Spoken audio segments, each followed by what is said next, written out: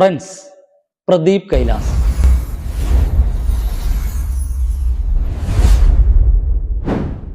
കഴിഞ്ഞയാഴ്ചയിലെ Kailas ടിപ്സിന്റെ weekly അനാലിസിസിൽ ഞങ്ങൾ പറഞ്ഞിരുന്നു, സ്വർണം FOMCക്ക് മുൻപായി $3700 കയറി വരുമെന്നും അതിനുശേഷം FOMC 25 ബേസിസ് പോയിന്റ് കട്ട് ചെയ്തേക്കാമെന്നും, അങ്ങനെ വന്നാൽ സ്വർണം 3630 വരെ കറക്റ്റ് ചെയ്യുമെന്നും പ്രതീക്ഷിച്ചതുപോലെ സംഭവിച്ചു. സ്വർണം അടുത്ത ആഴ്ചയിൽ ഉയരും.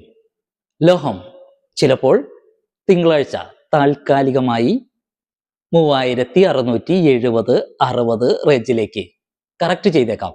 എങ്കിലും ലോഹം തുടർന്നുള്ള ദിവസങ്ങളിൽ അതിൻ്റെ ഓൾ ടൈം ഹൈ ആയ 3707 മറികടന്ന് 3720-30 വരെ അടുത്ത ആഴ്ചയിൽ കയറി വരാനുള്ള സാധ്യത കാണുന്നു.